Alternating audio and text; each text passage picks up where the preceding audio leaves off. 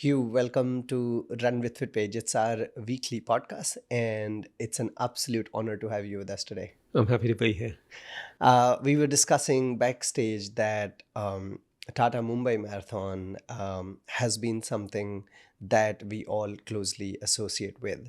And you have been one of the key people who have been at it right from the inception of Mumbai Marathon when Procam started to conceptualize this, and you've been playing a key role in it, and so I want to discuss all about that. But equally importantly, you have had this impeccable career in long distance running, and that's more exciting or equally exciting for all of us. So I want for us to go maybe 4 to 5 decades back and start right from there, because the kind of times, the kind of performances that you have produced has been nothing short of extraordinary. And so I think it will be great inspiration for all of us, not to be able to get any close to it, but at least take inspiration and do our best in the upcoming Tata Mumbai Marathon. How about we get started with how you picked up running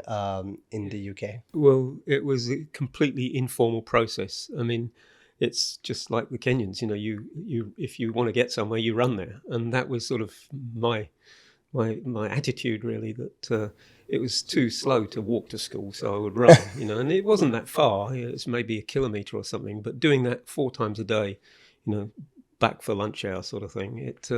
It got me into a habit, and I would do silly little things like racing a car to the next lamppost or stuff like that. Right. And so I guess that's where it started, as a sort of, because I never realised that I was any faster than anybody else until I got into a race situation. And that wasn't until I was 11 years old. So I'd had a pretty good grounding before that, with just daily running to school. Right. Nice. So it was like small pieces of bricks coming together and more organically early on, where you were running. Once you get through, junior school and you're into high school, it's there's a bit of a framework that emerges. In fact, I started. I guess my real baptism was before just before I went to secondary school, and I was in the Boy Scouts, and we had to do a cross country competition against the rest of the borough teams. Right. And I was 11, and it was under 13 age group. So I was a little bit younger, but I just ran along with a friend who'd done it. It was a year above me, and I just found everybody dropping off. I couldn't believe it. There was one guy in front and who sort of clutched his side dramatically at one point, and I took that as a sign of submission. So, I just effortlessly won that race, and it was about 2.5 miles, which is, it's a normal sort of cross-country type race for an 11-year-old, I guess, 11, 12, 13-year-old. Right. But I had no idea really that I had that, what was, I guess, a talent. Yeah. But it didn't appear as such, when you haven't got a framework to position it. Right. And then, of course, in secondary school, you run as within the class, and then you run in the school, and then the borough, and then London schools. So there's a whole structure there and in my first year as 11 going on 12, I went through London schools, and I was sort of reserved for the London team to go and run in some godforsaken windswept field in Blackburn, or the English schools cross country, which is one of the seminal races of any distance runner. In Steve Ovett, for example, Seb Coe, they would all have run the English schools cross country at some point. Right. But the highest I ever got in the English schools was 42nd. So I knew my place. So it wasn't as if I thought I was some kind of star, And it was always, I guess, my ambition at that level, at that stage, to perform at national level, to be in the English team or something like that, to represent UK or Britain or England, really, because in those days it was still the home countries divided up, not rather than a GB team for cross country. Right. But I found that cross country. I mean, that was the long distance sort of background for any up and coming runner, really. And there was just a sort of I don't know, a sort of folk traditions of certain races, and it was all there. And the only difference for me was that I didn't really train. I just until I was 50. I think I first trained when I was about 15. But for all those races, people, go in the bus. I can still remember getting the bus to the English schools cross country championship. People were fretting that they hadn't trained since Thursday, and I think, what training? What's this? What's that? And I just used to sort of race twice a week, and that was it. And I guess that's where the running to school bit, worked. It was all informal supporting activity, and it didn't have the pressure of putting all your eggs in, that basket. It was a more organic way, I guess, to grow into competition. Beautiful. What seems to have started organically went on to become your passion, and eventually you went on to winning races as well as competing at the Olympics in 1984. That's quite a thing, and for sure it was. There was definitely talent because you said until the age of 15 you did not train institutionally or with the right framework, but with possibly a combination of everything coming together and with your hard work, it just reached where it reached. So how from you running cross countries and then getting interested in it, how did you think that you want now go and compete in the nationals or run for the country? Yeah, well, I mean, after school I went on to university and I was training there. I'd say it's pretty light side of training. I would just do steady to fast runs all the time, no Okay. real variation at all. Did you have a coach? I didn't at that stage, but after, I mean, I did a lot of hitchhiking when I was a student, and I hitchhiked up to a friend's place in Durham, the University of Durham. He was there. He was a runner, and he was with his coach the night before we had a match in what they used to call it, the big match between various northern universities. Right. And that guy was Alan Storey, who offered me free advice. He was a good coach, I mean, he wasn't as well known as he later became, but he trained Mike McLeod, for example, who was, again, in the 1984 Olympics in 10,000 metres. And he made a few suggestions as to what I could do to improve my level of performance. Mm-hmm. And I wasn't really prepared to make those sacrifices at that stage. I just liked the life I was leading. I didn't want to take anything too seriously. But the time came when I did. I wanted to test, in 1977, 1978, sorry, I decided I wanted to try a marathon. So I went to the furthest flung part of I could think of England, Land's End. Yeah. And there was a race from Land's End to Redruth, a marathon, and a field of about 60 people, which was normal in those days, in the 70s. And again, it was a bit like revisiting that Boy Scout race, where I took it very easy to start with. And the course was about one of the toughest that I've run. It was, undulating to hilly, sort of with a long upgrade for a couple of miles in the very final stages. And I caught the leader after 15 miles, and I just pressed on, and again won it with surprisingly easily. Wow. I won by 3 minutes at my debut marathon, 2:25. Wow. But it was a suck it and see operation. It wasn't. I didn't go in there with a backlog of a sort of load of training on my back. I was running maybe 40 miles a week, which is not impressive by any standards.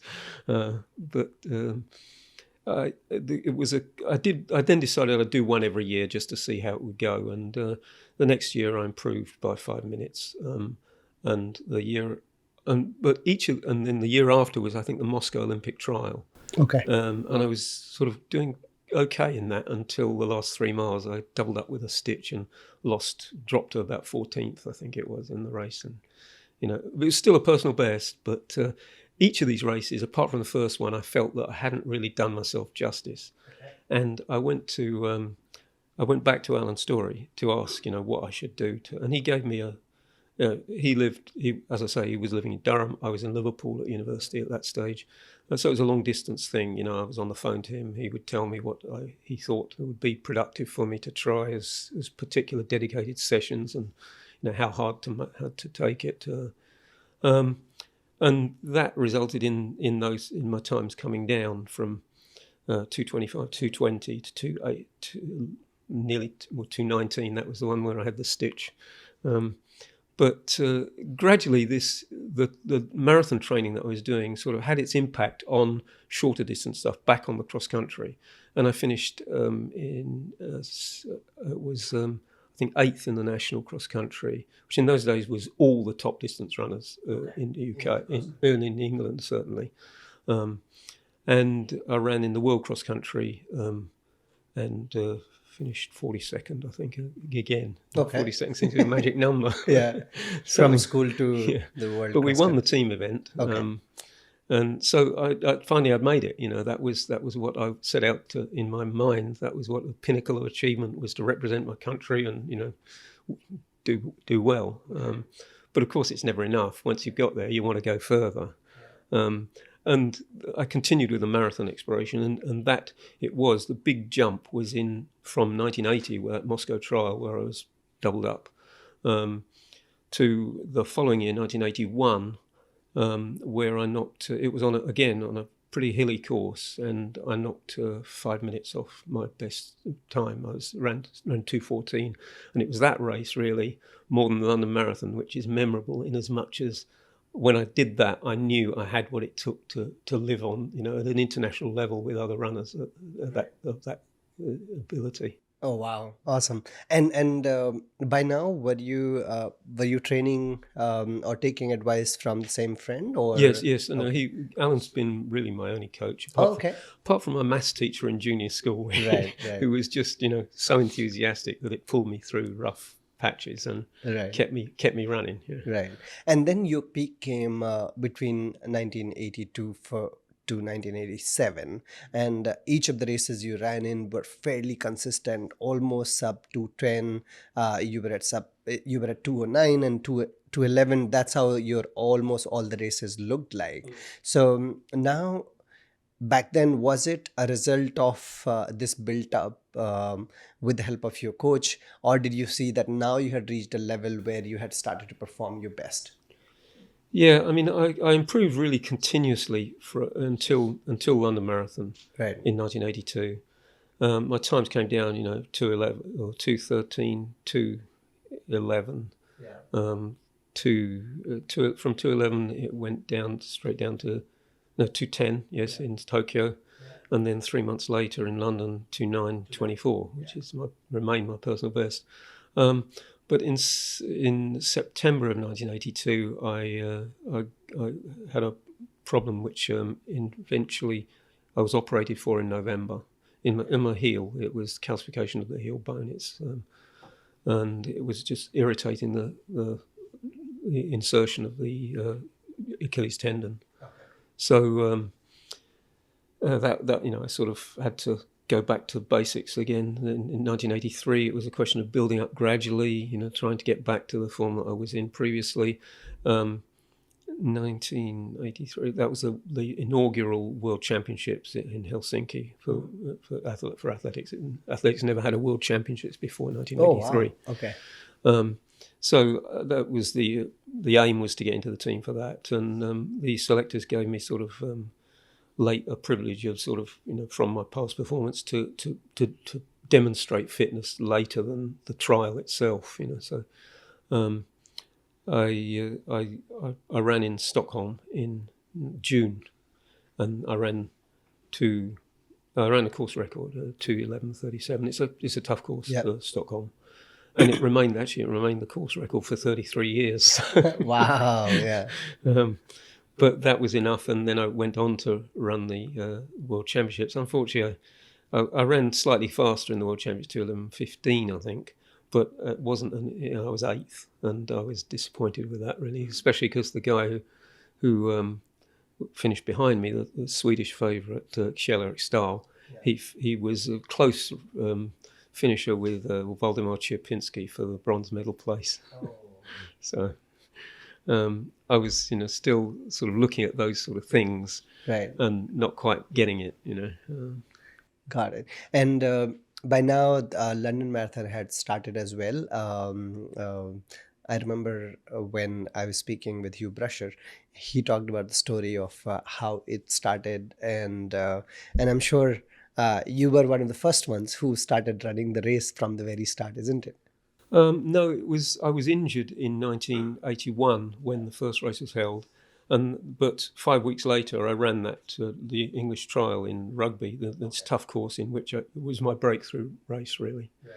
So it's quite nice the following year, to be able to run. I did in 1981 the first race I watched it. I ran down from my house in London, my parents' house in London to the course. I watched the runners come through, and they're all familiar faces. There were Right. club runners at the front, Yeah. and then I jogged over to the finish and saw that everybody come in. So the following year, 1982, I was keen to run it. I wasn't living in UK at the time. Actually, I was on a British Council scholarship in Hungary. I was training with the Hungarian national team, and I found I didn't do much studying. It was much more the running side of things. And that gave me a framework. Alan spoke to the Hungarian national coach, Josip Barbinets, at the time, and I was in a group for the first time in my life, and that made training a lot easier, really. Mentally, it made it a lot easier. You weren't just out your front door and into the wind. It was, you had people around you who you could key off and take turns sharing, and it was a good experience. But it was really the only year in my career that I did train consistently in company, in a group. Awesome.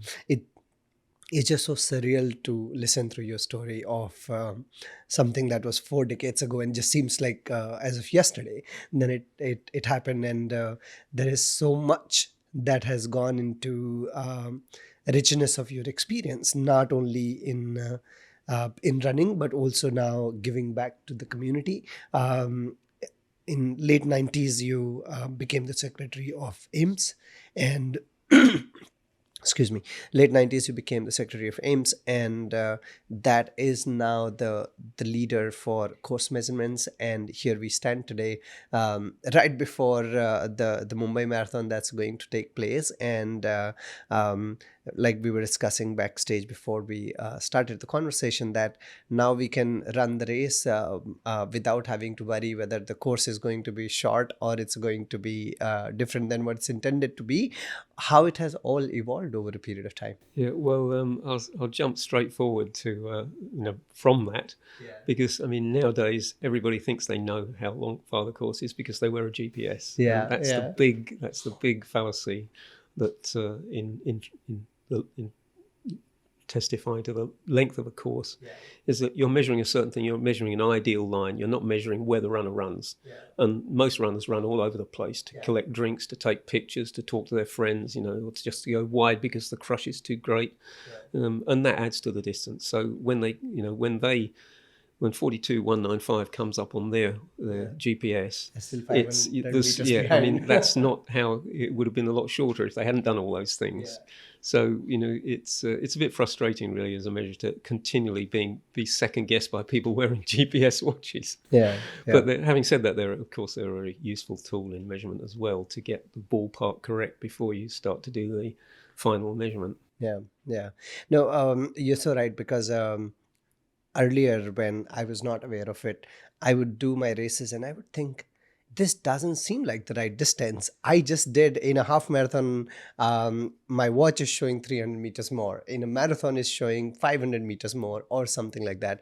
And only later I realized how actually the courses are measured. And so I think this may be a good segue to just talk through how actually a race course is measured. And then we'll come specific to talk about Tata Mumbai Marathon, you being the race director since inception. But let's talk about for a couple of minutes of how actually a course is measured. Oh, it's incredibly primitive technology. It's absolutely transparent. You can see every step of the way.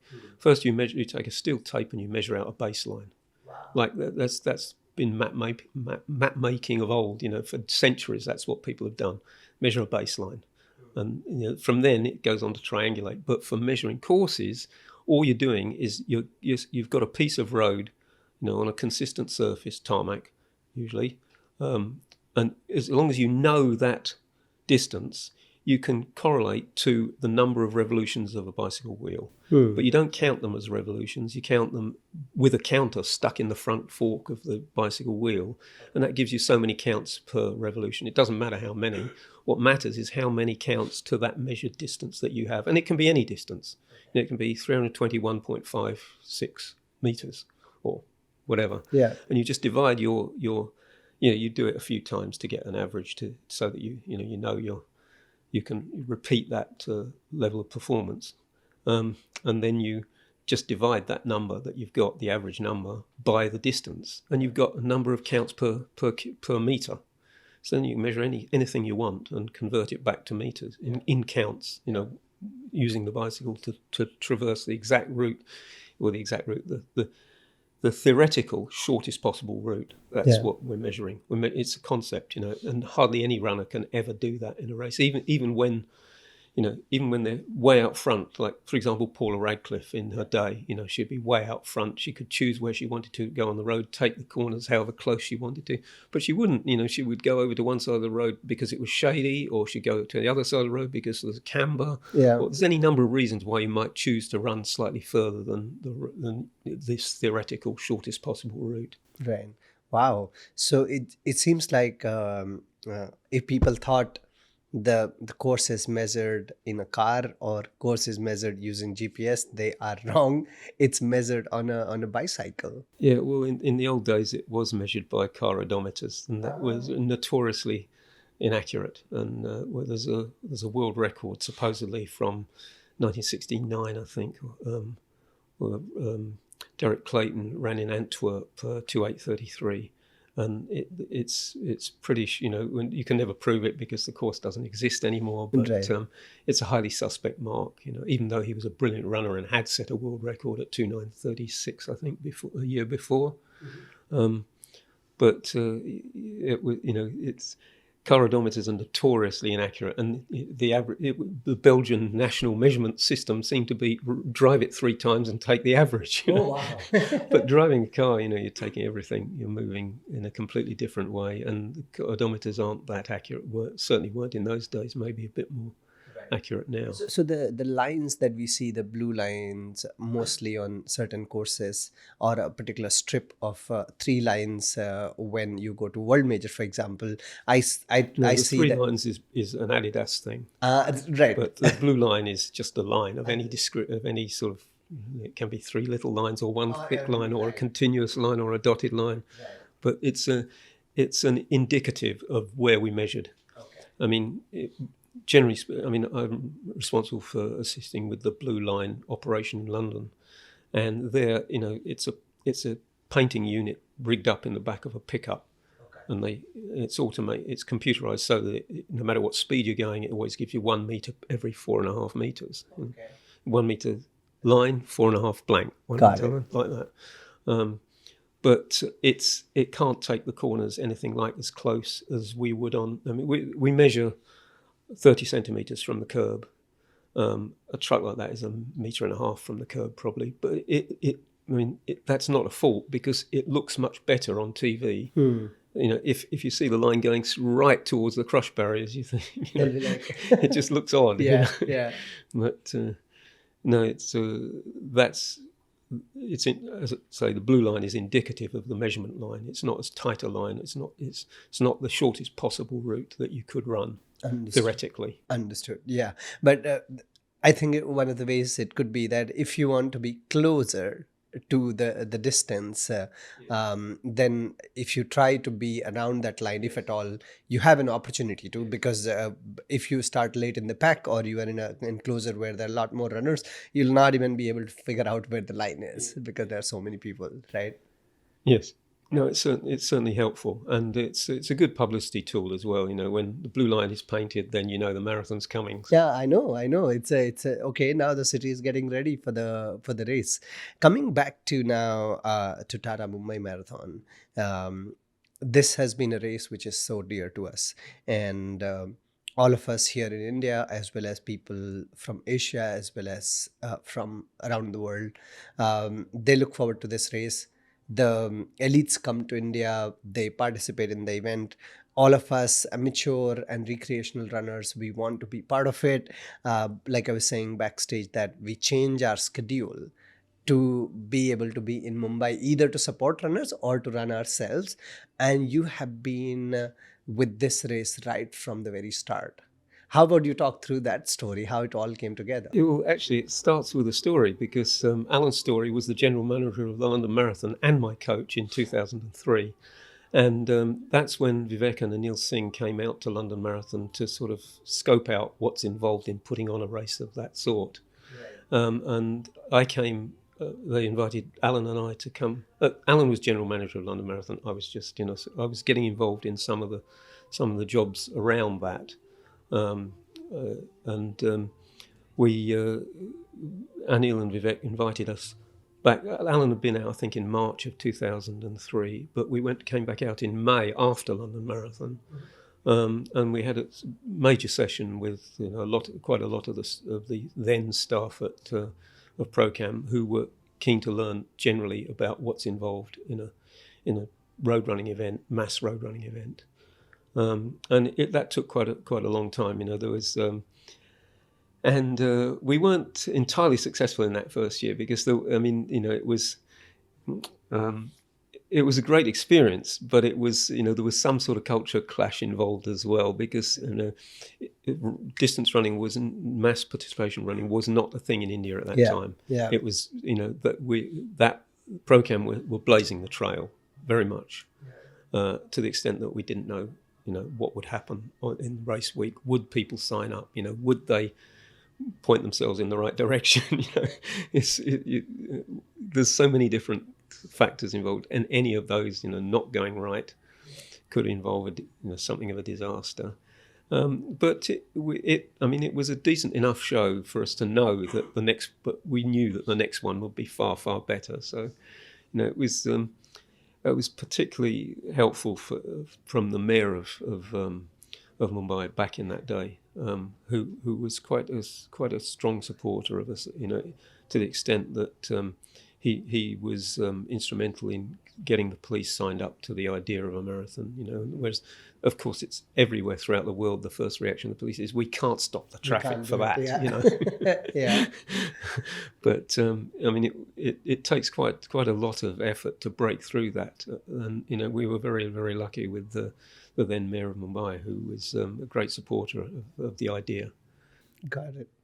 Nice. And what it started from that meeting in 2003 now has become almost a national movement where all of us, we wait for this race. And so let's talk a bit more about how over a period of last 2 decades, how this race has grown, how you have seen it growing, how has it been different than doing other races across the globe, because you have seen it all in almost every country in every continent. No. Every race is different, and London grew directly out of New York. That was a template. But even so, there's such different races. Berlin again, such a different race. Yeah. Mumbai again.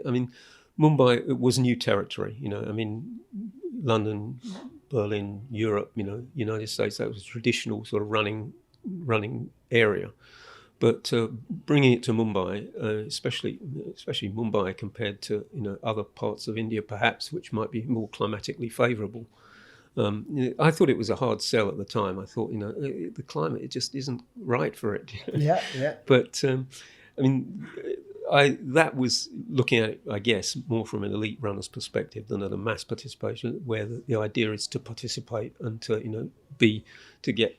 Which is something that elite athletes try to do as well, which is just get the best out of yourself. Yeah. And for an ordinary, mass participation runner to be able to be offered a good opportunity to do that, I think I think looking back, I think the fact that we had examples of Bollywood stars, well-known people, captains of industry, doing those, it was a smart move, and that wasn't really down to me at all. That was. The ProCam staff who did all that stuff and got it. they lifted it in a way that it could only have been done in India. Really, I don't think that the same thing happened in London. Happens in London, but against a different background. It's not such a driving force as it was at that particular. I mean, I'm not saying now that it's quite the same. People do it because they see an attraction for themselves, so something positive they can do for themselves. But having the example of very well-known people at the events and participating in the events was a huge driving force. Of course. Yeah, and today it is that whether it's police or municipality, the government, everybody continues to be of great supporter of the race, and with so much of enthusiasm, everybody comes out. Normal public comes out on the road to support all of us runners. Like I said, I have been fortunate enough to be able to run right from the initial few years since 2007 off and on, and I personally have seen it growing significantly as well. Whether it is a support or a number of people who are running, or people who come out to support, whether it's pedal road stretch, which is slightly hard and you are struggling for your breath and you see people cheering, etc. So it's been fantastic. Now from a race route perspective, how do you see this year coming up, and how should runners be looking at this year's race route? Well, I mean, it's. I mean, I just come from the airport, and along the Sea Link, around Worley Sea Face, along Marine Drive, those places look very challenging to me now at the moment. A lot of construction, so it will involve us remeasuring the routes. I think it looks as if everything is passable, and we have the team has those discussions with the police and everything as to what is free for them to use, but it is a challenge. Although for the runner themselves, I think it's more a sort of it won't be such a nice backdrop with all the sort of building hoardings and everything, but it's still the same thing. I mean, it's in Mumbai has this challenging thing called Kemp's Corner flyover of Potter Road. And that marks it out, I think, as much as it's most races go to do their utmost to get a pancake flat course. A few exceptions, of course. New York didn't because it in Boston, but the impetus has always been in recent years towards faster courses, faster times, records, and that for those people that do one race like Mumbai Marathon year in year out, they've got a different sort of level at which they can relate to times. They don't look for the fastest time, but they look to do their best out on this particular course. Yeah. It is a challenging course. Yeah. So I hope that they'll be able to take that challenge, and it will be the same. And we'll try and make sure that the roadworks aren't interfering with the way they negotiate the course. Yeah. You're so right that people who run the Mumbai Marathon every year, their mindset is not to go for their personal best, but rather do their best on this particular course year after year. And in fact, there are sessions we take where we runners, we meet up and say, hey, how should we approach Pedder Road? Should we go slow? Should we go fast? Should you look down, take smaller steps, or you try to brisk walk and then run, etc.? And these are, I think, the memories. And that's what long distance running is. It's all about building memories and then living them over a period of time.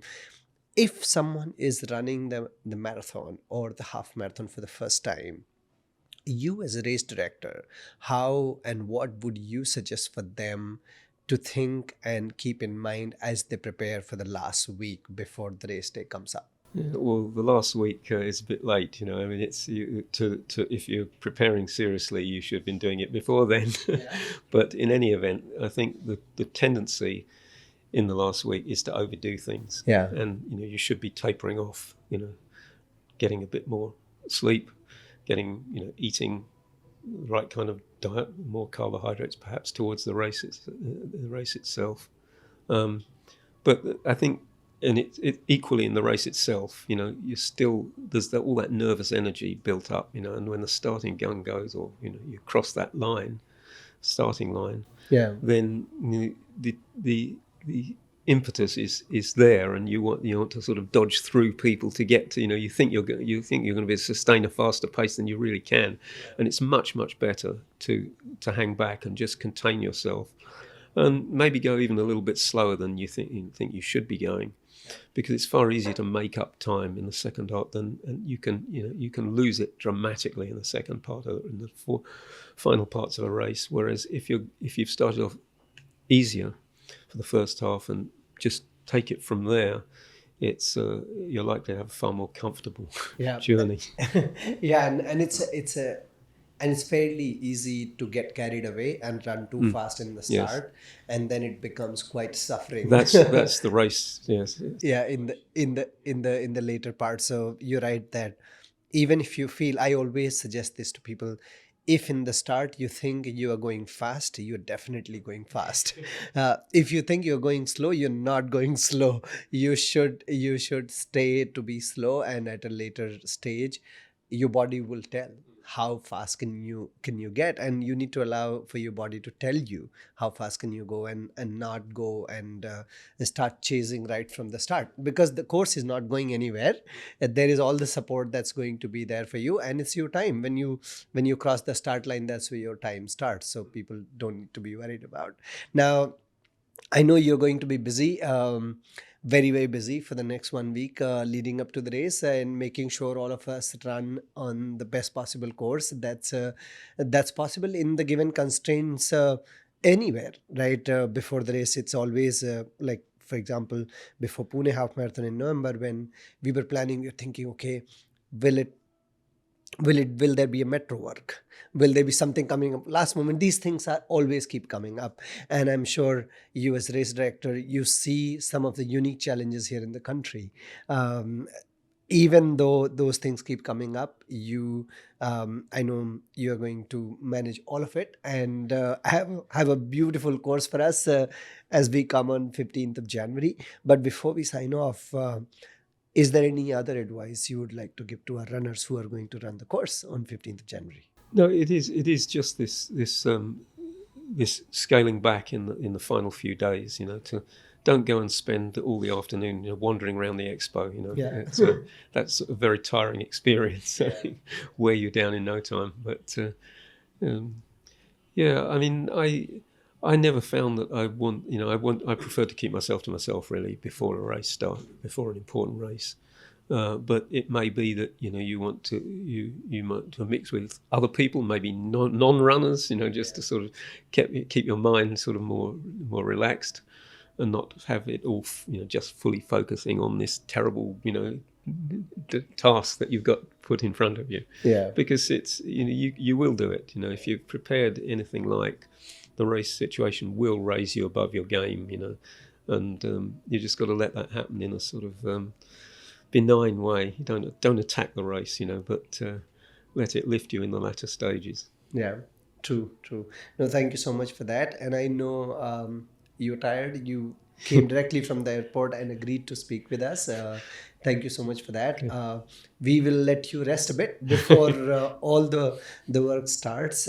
It's been such a pleasure speaking with you, and we'll meet you during the expo and on the race day, hopefully somewhere, and say hello to you. Sure, I'll be around. Thank you so much, you. Thank you. Thank you.